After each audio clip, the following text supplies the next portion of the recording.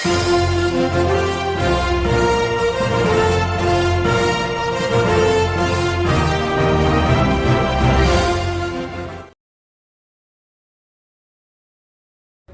મિત્રો, હું છું મીનાક્ષી વૈષ્ણવ.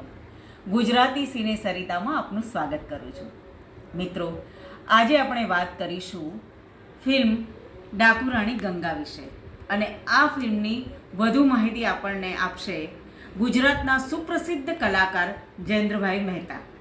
તો મિત્રો, આવો આપણે વાત કરીશું ડાકુ રાણી ફિલ્મ ગંગા વિશે, અને એ વિશે જણાવશે જયેન્દ્રભાઈ મહેતા.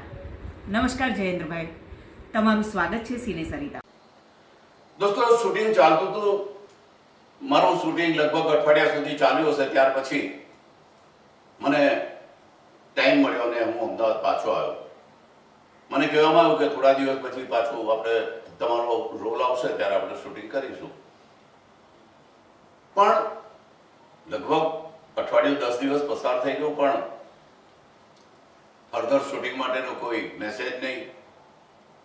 મનમાં દ્વિધા ઉત્પન્ન થઈ કે કદાચ મારું કામ આ લોકોને પસંદ નહીં પડ્યું હોય, કદાચ ફિલ્મની એક્ટિંગ જે કહેવાતી હશે મને નહીં આવડતી હોય, કદાચ સામેના કેરેક્ટર્સની સાથે ઉભા રહેવાને મને આવડત નહીં હોય.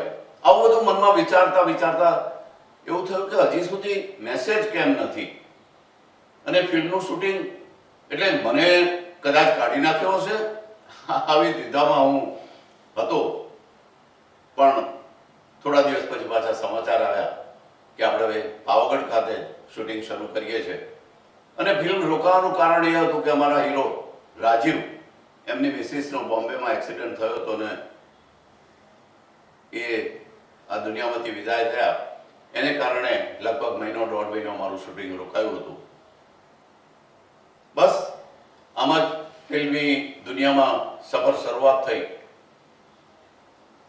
ત્યાર પછી અમે ડાકુ રાણી ગંગાનું શૂટિંગ કરવા માટે વાંકાનેર પેલેસમાં પહોંચ્યા.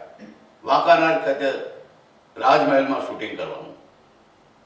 ઉર્મિલા ભટ્ટ જેવા મહાન કલાકાર, મારા મધર રાણીમાં, હું એમનો દીકરો રાજકુંવર વિક્રમસિંહ, ઘણા ઇમોશનલ, ઘણા સરસ સામસામા સંવાદો સાથેના સીન થયા.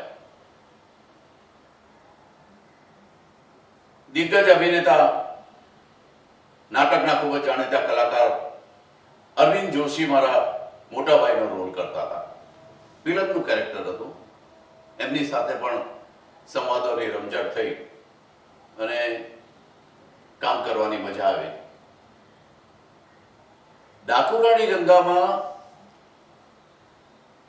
અગત્યનું એક કેરેક્ટર હિન્દી ફિલ્મ ઇન્ડસ્ટ્રીની જાણીતી અભિનેત્રી હેલનનું હતું. એ દિવસે સ્વાભાવિક, હેલન ખૂબ જ નામાંકિત અભિનેત્રી, એને જોવાનો પણ મનમાં ઉત્સાહ હોય અને એની સાથે કામ કરવાનું છે એટલે એનો પણ આનંદ હોય. આખી રાત દરમિયાન